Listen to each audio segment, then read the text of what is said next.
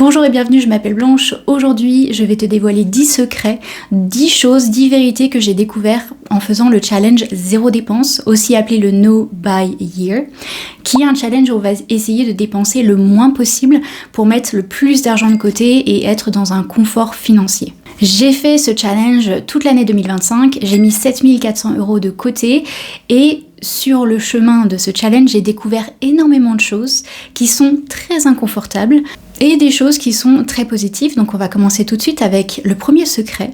C'est que quand j'ai commencé le challenge, dès le début, dès la première semaine, j'ai réalisé que mon emploi du temps, ma routine, était vraiment liée avec des petites dépenses quotidiennes. Vraiment tous les jours, je faisais des petites dépenses. Par exemple, après le kiné du vendredi, je passais toujours m'acheter une pâtisserie. Quand je passais dans la rue Jean Moulin à Montpellier, je m'arrêtais forcément à Flying Tiger et puis je regardais s'il y avait quelque chose qui pouvait me faire plaisir, que je pouvais utiliser. Et c'était ça pratiquement tous les jours. Donc oui, on se dit c'est 4 € par-ci, 5 € par-là, mais sur le long terme, c'est des milliers d'euros dans l'année. Donc je me suis pris une claque en réalisant que vraiment j'avais créé une routine, un quotidien autour de petites dépenses comme ceci pour avoir des petits pics de dopamine. Sur le long terme, je me mettais dans une situation précaire puisque je mettais rien de côté, j'étais en négatif sur mes comptes, mais c'était totalement lié à ces petits montants. Donc le challenge, il fait réaliser en effet si on a des gros budgets, des choses qu'on devrait changer et dépenser moins dans certaines catégories, mais aussi toutes ces petites choses qu'on achète qui ne sont pas nécessaires. La deuxième vérité, le deuxième secret, c'est le malaise au restaurant et au café. Moi, mon entourage, je leur ai dit tout de suite, dès le 1er janvier, que je faisais ce challenge. Donc au moins, il n'y avait pas de malaise de leur part quand je prenais qu'un plat à 10 € au restaurant, sans boisson, sans dessert, sans entrée, etc. Par contre, moi, encore aujourd'hui, j'ai encore un malaise à dire au serveur que je vais juste prendre un plat à 10 €. Alors que tous les autres de ma table vont prendre jusqu'à 30-40 € dans le menu. Et en fait, à chaque fois, je dois m'asseoir avec mes émotions et me dire le serveur n'en a rien à faire. Son salaire n'est pas lié à combien tu vas payer sur l'addition à la fin. Donc c'est quelque chose que je dois me rappeler tout le temps, que c'est mes finances et que cette personne, ce serveur, ce restaurateur, je ne le reverrai pas. Et ça m'arrive encore au café, je prends tout le temps des espressos, pratiquement tous les jours, donc c'est du 2 € et ça m'aide en fait à travailler parce que je travaille de chez moi. Bref, chacun son budget, chacun sa vie et son quotidien. Mais encore aujourd'hui, après plus d'1 an de challenge, je fais encore le challenge en 2026, quand je prends un espresso tous les jours, je me sens mal. Alors que une personne qui vient qu'une fois par mois et qui a un latte à 6 € va dépenser moins sur le mois que moi, moins sur le mois que moi, qui vient pratiquement tous les jours et qui dépense du coup beaucoup plus qu'un latte par mois. Et c'est quelque chose vraiment que je dois me rappeler tout le temps. C'est un petit peu malaisant, mais ça ne vient que de moi. La personne n'en a rien à faire que j'ai un espresso. En plus, je fais bien attention à aller au café quand il y a le moins de personnes possible. Je ne prends jamais la table de quelqu'un d'autre puisque je vais à des moments où il y a vraiment personne dans le café. Donc si je n'étais pas là, je prends pas la table de quelqu'un d'autre. Donc je dois me rappeler ça quotidiennement pour être à l'aise. Mettre de l'argent de côté, c'est inconfortable. Le troisième secret, c'est l'illusion permanente que je n'ai rien à me mettre. L'année dernière, pendant le challenge, j'ai eu la chance d'avoir mes élèves de yoga, mes amis, qui ont décidé de faire des soirées échange de vêtements. Donc au moins, j'avais cette impression de nouveauté dans mon armoire qui me faisait plaisir, une nouvelle robe, etc., sans rien dépenser parce qu'on s'échangeait des vêtements qu'on ne voulait plus. Malgré ça, je continue à me dire... Pour cette occasion, j'ai pas la bonne robe. Je préférais avoir ce genre de pantalon. Et je me dis, mais pourquoi j'ai toujours l'impression de rien avoir à me mettre alors je dois me forcer à réaliser que l'année dernière, j'avais des choses à me mettre sur le dos. Donc pourquoi j'ai toujours cette impression de ne pas avoir assez ? C'est cette recherche de la petite dopamine, du petit bonheur, alors que le but, c'est vraiment de retomber amoureux de ses affaires et je dois encore le travailler. C'est comme ça, ce challenge ne s'arrêtera jamais, décidément. La troisième vérité, c'est tout ce qu'il y a autour des cadeaux. La réalité, c'est que des fois, on est obligé de payer pour les anniversaires de nos amis, de notre famille. Pourquoi ? Parce que, par exemple, la personne a prévu un escape game, c'est 30 € par personne. Et ça le fait vraiment pas socialement de dire non, je vais pas venir parce que c'est trop cher pour moi, alors que clairement tu as les sous puisque tu mets de l'argent de côté tous les mois avec le challenge, en centaines souvent d'euros. Moi je mettais 600 € de côté par mois l'année dernière.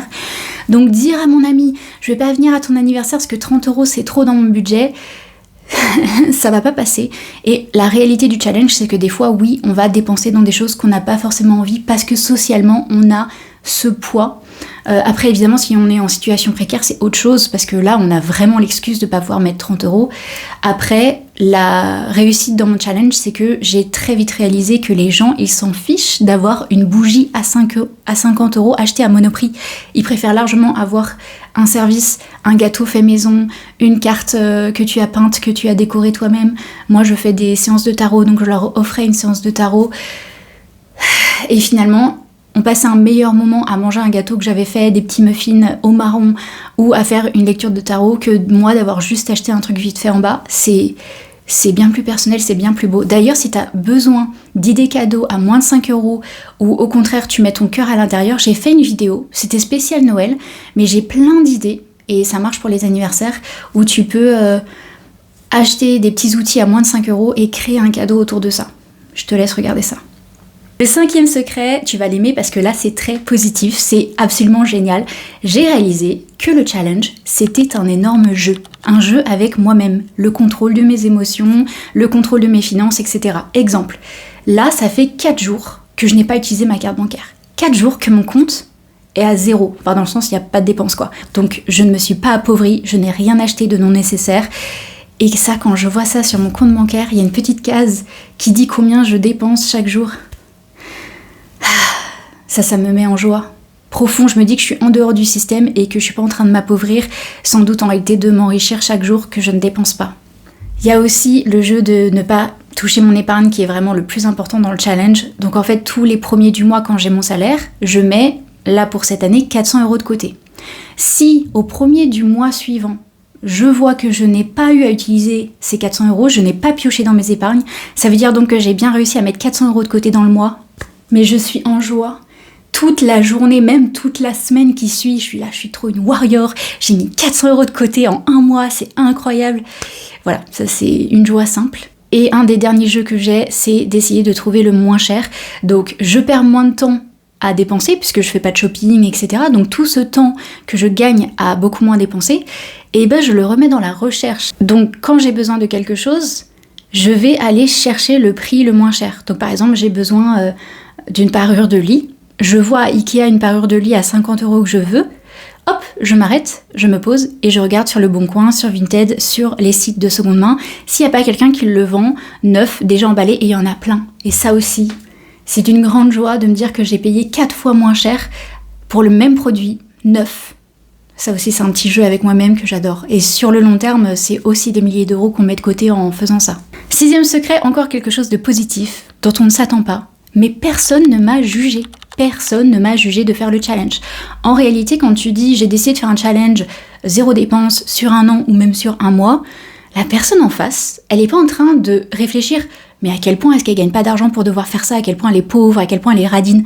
Les gens, ils n'étaient pas en train de penser à moi, ils pensaient à eux. Ils vont faire une projection du challenge sur eux-mêmes. Et à chaque fois, je vois la personne regarder un petit peu du coin comme ça, réfléchir, se mettre dans son imaginaire et se dire est-ce que moi je serais capable ? Est-ce que j'en ai besoin ? C'est quoi ce truc ? Et vraiment, je les vois projeter ce challenge sur eux et ils ne pensent pas une seconde à moi. Est-ce que ça va impliquer dans ma vie ? Combien d'argent je vais mettre de côté en faisant ça ? Pas du tout. C'est tout de suite vers eux sur « Ah ben moi non, je pourrais pas le faire » ou « Ah, peut-être l'année prochaine, je m'y mettrai, tu sais quoi, je regarderai une petite vidéo de YouTube pour voir comment tu fais. » Voilà. Et en fait, il n'y a pas de jugement parce que au contraire, c'est d'une certaine maturité de dire bah j'ai un rêve, il y a quelque chose que je veux faire, ou je suis dans une situation précaire, il faut absolument que je mette de côté, que je fasse attention. Les gens, ils vont pas te juger en disant mais n'importe quoi, aime la vie. En vrai, si t'as des amis comme ça, qui te disent aime la vie et vis en négatif, peut-être falloir réfléchir à la situation. Le 7e secret, il est un peu négatif et c'est vraiment un travail de tous les jours sur ta façon de voir la vie, mais c'est la peur de rater sa vie. Et ça, quand on fait un challenge, c'est dur parce qu'on se dit je vais pas dépenser au cinéma, au concert, sortir avec mes amis, partir en week-end, mais je suis en train de rater ma vie. Genre, s'il me reste qu'une année à vivre, je l'aurais vécu en restant petite dans mon coin, en faisant le moins d'activités possibles, payantes, etc. Est-ce que je suis pas en train de rater ma vie ? L'année dernière, ça allait pour moi parce que je me disais quand je ne vais pas à ce week-end avec mes amis, c'est pour mettre de l'argent pour aller au Sri Lanka. Donc au contraire, je croque la vie juste avec une petite période d'attente parce que je vais croquer la vie quand j'y serai. Donc là encore, ça allait. Mais des fois, j'ai vraiment des périodes où je me dis, mais à quoi bon faire tout ça pour mettre quelques milliers d'euros de côté Et il y a, pour te faire une confidence, il y a 2 semaines, un soir, j'étais fatiguée, je me suis mis à pleurer. Ça m'arrive vraiment très rarement, 2 fois l'année. Et en fait, j'ai vu une vidéo sur Instagram d'une femme qui avait un canapé magnifique. Et là, je me suis projetée, je me suis dit, mais je veux ce canapé, je veux avoir le soir quand je rentre cette possibilité de m'allonger dans mon canapé, d'avoir des amis. Enfin, un canapé, c'est pas juste un canapé, c'est tout ce qui se passe autour. Et je me suis dit, moi, je suis dans une petite chambre, dans une coloc, j'ai pas de salon. Évidemment, j'ai pas de canapé, j'ai pas de fauteuil, j'ai rien. Et là, je me suis sentie mal en mode, mais je vis pas ma vraie vie. En plus, j'ai 30 ans, enfin, c'est quoi cette vie de pauvreté ? Et ça c'est dur. Ça, des fois, je me pose la question, je me dis, mais dans quel monde on vit où, à mon âge, je peux même pas m'offrir un studio avec un canapé, enfin bref. Et après, je me rappelle que j'ai 8 000 euros de côté sur mes comptes, que demain, s'il se passe quelque chose, j'ai aucun stress, que je vis ma vie de rêve. Et en fait, c'est toujours ce travail, donc oui, qui est assez dur, mais de changer son histoire dans sa tête. Tout de suite, j'ai appelé ma meilleure amie, elle m'a dit mais tu te rends pas compte de tout ce que t'as créé, tu vis de ta passion, t'as YouTube qui marche enfin, ça fait 5 ans que tu travailles dessus. Enfin bref, elle m'a fait une petite liste de tout ce qui se passait très bien dans ma vie et que j'étais juste en chemin et que cette vie sans canapé, un jour, s'arrêterait. Un jour, j'aurai un canapé. Mais voilà, ça c'est un truc un peu difficile au début. Mais hier, j'ai vu une vidéo sur Warren Buffett. Donc c'est un des hommes les plus riches du monde. Et en fait, il disait à quel point ces périodes où tu reprends le contrôle de tes finances, c'est dur. Mais sur le long terme, c'est ça qui va t'emmener vers une vie riche en fait. En contrôle serein, avec une bonne retraite, etc. Donc il faut se rappeler que c'est souvent juste une saison où on apprend à dépenser correctement pour ensuite être tranquille le reste de sa vie. Mais c'est pas facile tous les jours, hein. Ensuite, le 8e secret, c'est qu'on découvre les racines du désir. Ça encore, je sais pas si c'est positif ou négatif parce que c'est très inconfortable. C'est que quand je veux acheter cette salopette que je vois sur une pub Instagram, quand je veux acheter un énième pull, pourquoi je le veux alors que j'en ai pas besoin ? Et du coup, là, comme je m'empêche de l'acheter, mais que j'ai quand même cette petite folie dans ma tête de mais je le veux, et pendant des jours ça va tourner dans ma tête, mais je voulais ce pull, je voulais cette robe, et ben je vais vraiment me poser et me dire mais pourquoi tu as besoin de cette robe ? Est-ce que tu penses que tes autres robes te font pas aussi jolie ? Est-ce que cette couleur vraiment tu penses que les gens vont remarquer ? Et en fait souvent c'est à la fois interne, l'identité, cette envie de dopamine, pour au final avoir une robe qui dans un an j'en aurais rien à faire en fait. C'est ça le problème, c'est quand on achète quelque chose qu'on adore, et ben c'est quand même assez rare que cette chose-là, on l'aime sur le long terme. Après, il y a évidemment des objets que j'ai achetés, genre mon manteau American Vintage, ça fait 6 ans que je l'ai, toujours l'amour de ma vie, mais c'est tellement rare d'acheter un objet qu'on aime autant qu'il faut avoir ce petit miroir en face et se dire mais pourquoi ce désir, il vient d'où ? Donc on fait une mini psychanalyse à nous-mêmes et c'est inconfortable, mais je pense encore une fois qu'on en a besoin pour faire les bons achats ou ne pas en faire justement. Le 9e secret, c'est toujours dans cette lancée-là, en fait, c'est à quel point le challenge est extrêmement fatigant.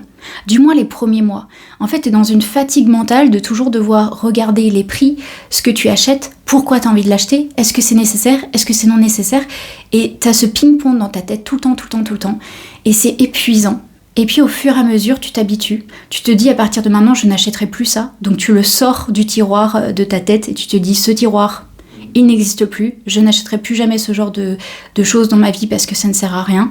Et au fur et à mesure, tu enlèves tous ces tiroirs, tu les vides, et tout ce poids mental s'efface au fur et à mesure. Mais c'est très inconfortable de devoir jouer à ce ping-pong et prendre de grosses décisions à chaque fois jusqu'à ce que la réponse au final soit toujours non. La réponse est non, je n'achèterai pas ça, je n'en ai pas besoin. Parce que je peux te dire, si t'en as vraiment besoin, tu le sauras, tu le sentiras. Mais du coup, voilà, cette fatigue mentale, elle est vraiment présente au début et très inconfortable. Mais c'est pour ça qu'on fait le challenge. C'est pas juste pour avoir des sous à la fin de l'année, c'est d'apprendre comment dépenser. Chaque achat est une décision. Et on découvre qu'un achat de 1 euro ou de 100 euros doit avoir le même process de réflexion. Et le 9e secret, dont on ne parle jamais, j'en ai jamais vraiment entendu parler. On parle souvent d'un changement de comportement, mais pour moi, ça va de l'ordre du changement de personnalité. On va transformer notre personnalité autour des achats, oui, de notre contrôle financier, oui, Mais en fait, tout ce qu'on va apprendre sur notre contrôle financier, on peut l'utiliser dans le reste de sa vie. Ce que je veux dire, c'est que tu apprends, avec le challenge, à être moins impulsive, moins impressionnable par toutes les pubs, etc. et moins influençable. En mode, oui, elle peut s'acheter ça, mais moi, j'ai un but, j'ai ce challenge, je sais pourquoi je le fais, et du coup, toutes ces choses extérieures, on commence à construire un mur qui nous protège, en fait, et qui nous met dans cet espace de paix, de sérénité, où on sait qu'on peut s'extirper d'une situation qui va nous mettre dans un malaise ou inconfortable, qui est la dépense à la base. Je ne veux pas dépenser, etc. Mais au final, on peut utiliser cette sphère de réaliser qu'on peut prendre son temps, qu'on peut avoir un moment de réflexion, qu'on n'est pas obligé d'acheter tout de suite. Tout ça, on peut le réutiliser dans sa vie de tous les jours, avec les situations au travail, nos relations familiales et amicales. Voilà. Et toute cette douceur et cette lenteur, on peut du coup transformer notre personnalité, nos comportements, pour aller dans ça, dans toutes les sphères de notre vie. Si le challenge t'intéresse et que tu veux commencer à mettre un pied à l'étrier, j'ai créé un PDF qui est totalement gratuit. Tu peux le télécharger, l'imprimer ou l'utiliser directement de ton portable et commencer à faire les exercices pour découvrir combien tu pourrais vraiment mettre de côté si tu n'achetais que le strict nécessaire, quel est ton rêve, ton but financier, comment est-ce qu'on crée la liberté financière avec des petits graphiques, enfin bref, tout ce que je sais sur la finance, je l'ai mis dans ce PDF et tu peux nous rejoindre du coup pour le challenge du mois prochain. Je te mets le PDF dans la description de la vidéo. Et pour te lancer, je te propose de tout de suite découvrir les 10 règles que j'ai mis en place pour le challenge, de choses qu'on a le droit d'acheter ou pas le droit d'acheter dans cette vidéo. Bisous!